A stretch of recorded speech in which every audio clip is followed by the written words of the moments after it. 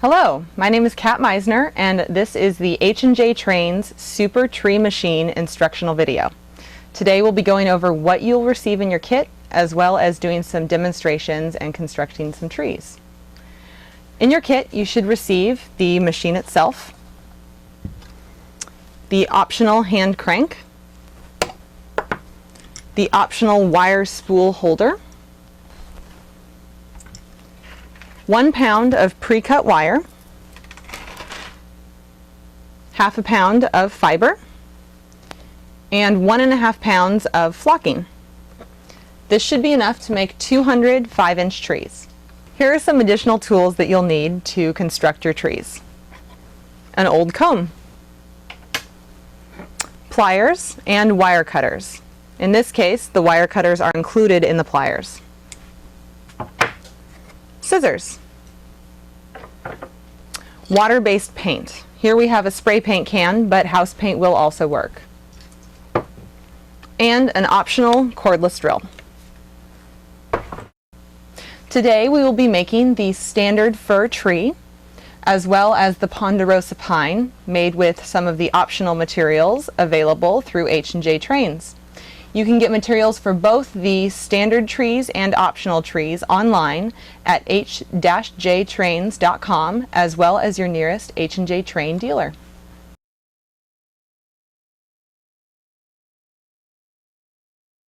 Let's get started. First, we have to assemble our machine. You can use the optional hand crank if you would prefer.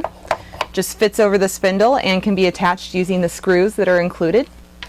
Or you can use our preferred option, which is a cordless drill. And the spindle has a hex shank that works with any standard drill. Just fit it over there, give it a couple of quick turns till you hear it ratchet, and we're ready to go.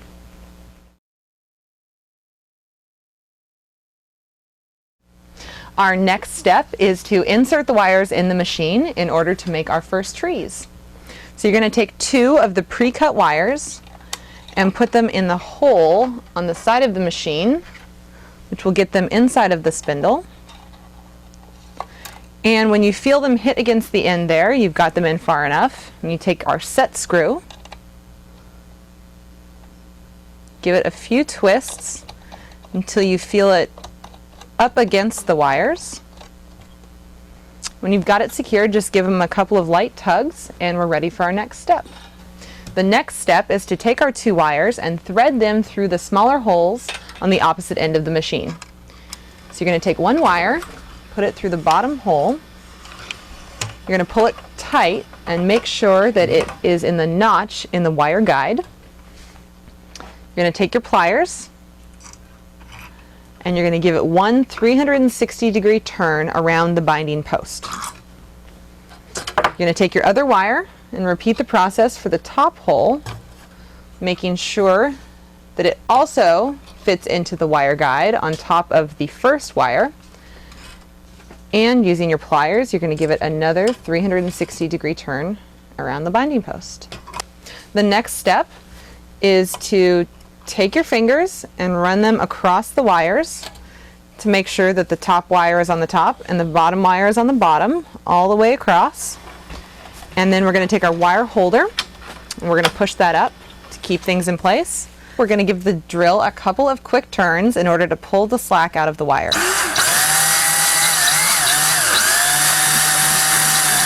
Up next, we're going to take a small bundle of fiber and our old comb, and we're just going to comb through it really quickly to get rid of any snags.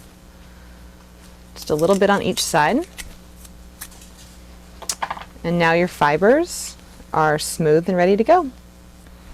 Once you have your fibers combed out, you'll take a bundle and put them in between the 2 wires at the end of the machine.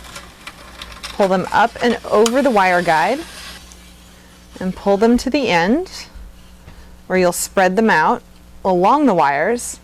For thicker trees, you'll push them closer together, and for thinner trees, you'll spread them farther apart. Now that we have the fibers assembled evenly along the wires, we're going to take the wire holder, pull it down, take our drill and give it several rotations along the wires.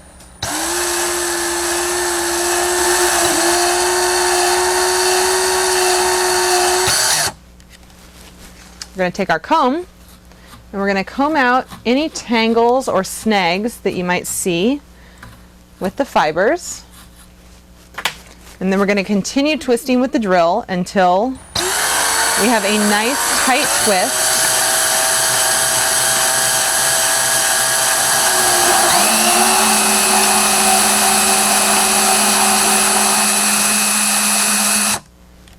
And this will hold all of our fibers in place. We'll comb it out once more to get any tangles. Next, we're going to free the tree from the machine. We're going to be using the wire cutting feature from our pliers, and we're going to start at the end with the binding posts. And we're just going to cut the top and bottom wires.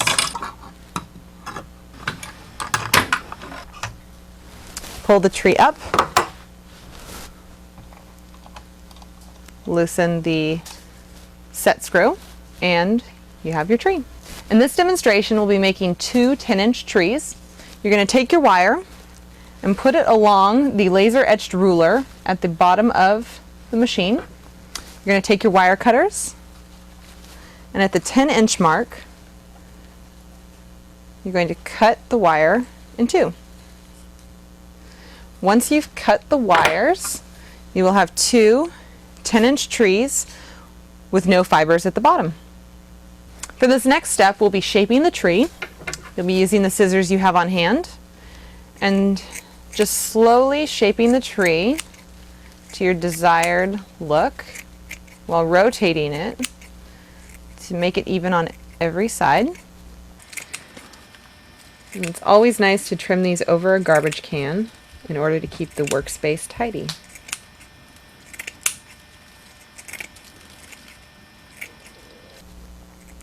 And this is a great opportunity if you'd like to thin your tree out a little bit.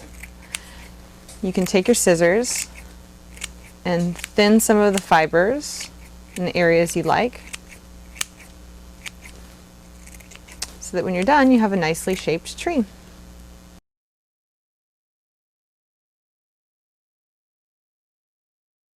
As you can see, we've moved outside to decorate our trees because we'll be using spray paint. If you're going to be making a lot of trees at once, you can also set up a spray booth for the house paint. Now what you're going to want to do is spray the tree evenly on all sides, rotating the tree for this portion, giving it a good coat of paint, because this will act as the adhesive for the flocking pieces. So in this next step, we're going to take the flocking and evenly distribute it along the tree while rotating for full coverage.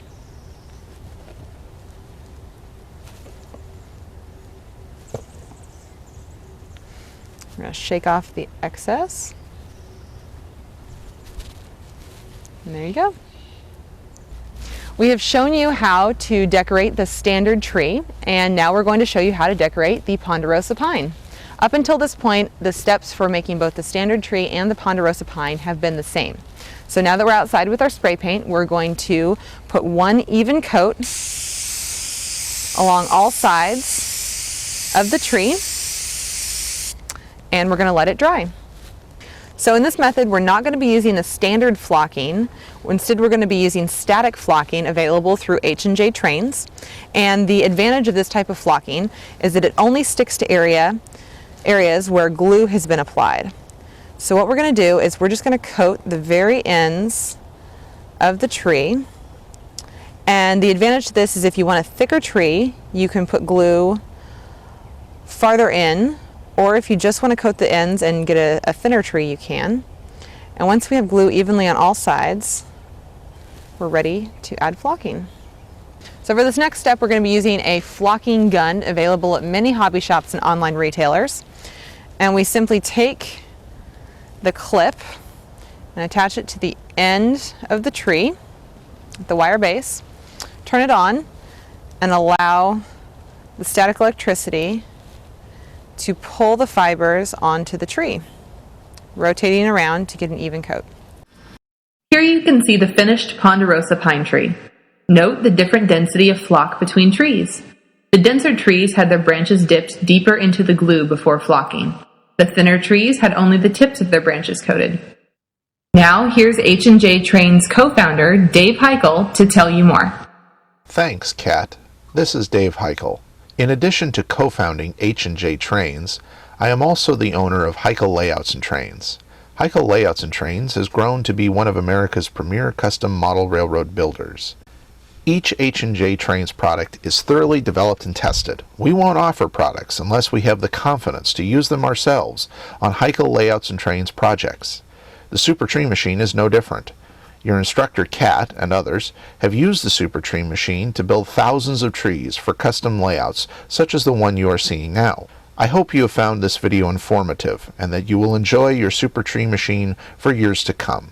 Whether you need a stand of a few hundred trees or an entire forest of thousands, the Super Tree Machine will help fill your model world. When you use up all the supplies included with your machine, please visit your nearest H&J Trains dealer or www.hjtrainstore.com. You will find all the same materials available to keep building. You'll also find optional materials to customize your trees. Kat already showed you how to use static flock to build the Ponderosa pine tree, and here's another option we offer: trunks. Add height and character to your trees with real wood veneer tree trunks. These trunks are available in 3 sizes for use in any scale. Again, you'll find these and many other modeling products at www.hjtrainstore.com. Thanks for watching.